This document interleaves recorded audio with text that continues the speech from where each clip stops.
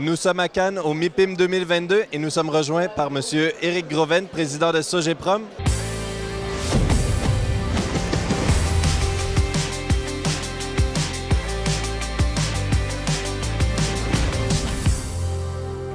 Bonjour Éric Groven.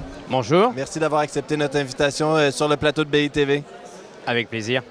Nous sommes justement, comme je le disais en introduction, au MIPIM pour la première fois depuis très longtemps, suite à une pandémie qui a remis en question plusieurs certitudes immobilières. Quels enseignements retenez-vous chez Sogeprom de cette période qui a été, on va dire, pleine de défis pour les promoteurs immobiliers? Alors la première remarque que je ferais, c'est que, on peut le constater, la profession immobilière a été résiliente. Nous avons survécu et nous avons surmonté cette crise d'une magnitude inattendue et qui véritablement a bouleversé les équilibres auxquels nous étions habitués. La deuxième chose, c'est que cette résilience, elle se marque aussi par le fait que l'activité a repris. Elle a repris assez fortement. Et d'ailleurs, il suffit de voir l'activité à ce MIPIM pour se rendre compte que les professionnels de l'immobilier ont envie de se retrouver, envie de partager, envie de travailler ensemble sans masque, ce qui fait quand même beaucoup la différence. Et donc, c'est un message d'espoir à la fois sur la capacité de notre profession à survivre dans les moments difficiles et puis aussi à repartir de l'avant. Mais moi, je voudrais aussi dire que le sentiment que j'ai, c'est que nous sommes aujourd'hui dans une phase de transition. Toute la filière immobilière souffre pour de nombreuses raisons.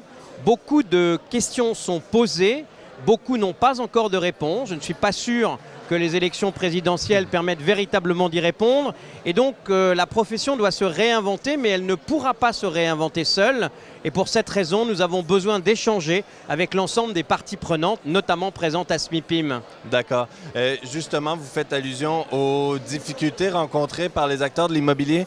La Fédération des promoteurs immobiliers dénonçait une fois de plus, hein, c'est pas la première fois, au début du mois de mars, la difficulté que les promoteurs rencontrent, notamment sur le plan administratif, pour assurer la production en matière de logement qui pourtant est attendue par un secteur en pénurie.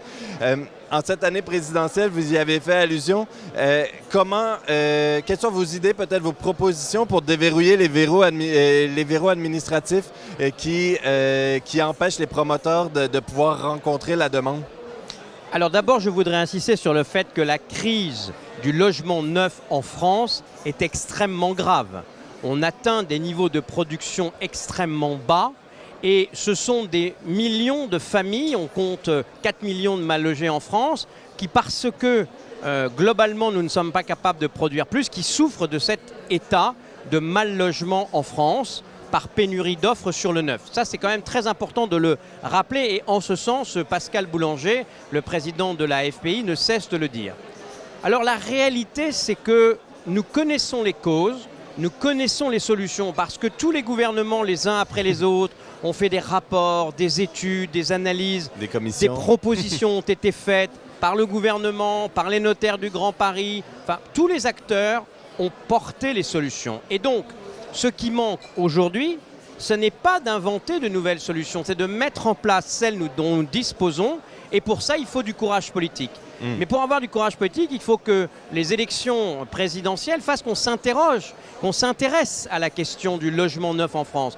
Or, cette question est très absente du débat. Je vais donner une seule recommandation que je défends depuis très longtemps. Et nous sommes plusieurs à le penser et ça se met petit à petit en place. C'est interdire les enchères pour du foncier public. Je considère que lorsque des collectivités ou l'État met au fond en vente du foncier qui nous appartient collectivement, le fait d'organiser des enchères, ça participe à la surenchère, à l'augmentation du prix du foncier qui se retrouve immanquablement dans le prix des logements par exemple. Et donc, finalement, ce sont les utilisateurs qui en pâtissent. Et ça, je crois qu'il faut véritablement... C'est une mesure parmi 50, mais celle-là est de bon sens. Vous me permettez de parler un peu de Sogeprom aussi. Nous avons la chance de vous avoir avec nous aujourd'hui. Sogeprom a annoncé hier la nomination de Mme Béatrice Lièvre-Théry comme nouvelle directrice générale. Quelle sera sa feuille de route et la vôtre pour continuer le développement de votre groupe? Alors d'abord, j'ai décidé de nommer Béatrice Lièvre-Théry pour donner une nouvelle impulsion et un nouveau développement, une nouvelle page de l'histoire de Sogeprom. Et j'ai donné sur la feuille de route 3 directions dans lesquelles je souhaite qu'on travaille. D'abord, la performance, et notamment la performance du développement, parce que le développement d'aujourd'hui, ce sont les affaires de demain. Et Sogeprom a pris du retard en matière de développement.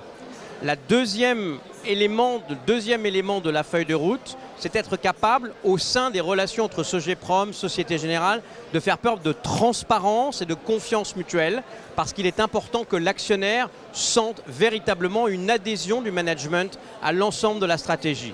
Et puis le troisième élément de la feuille de route, c'est la collégialité. J'ai demandé à Béatrice Lièvre-Théry de s'assurer au sein d'un COMEX de 4 personnes de prendre des décisions véritablement collégiales, capables d'emmener tout le corps social de l'entreprise derrière elle.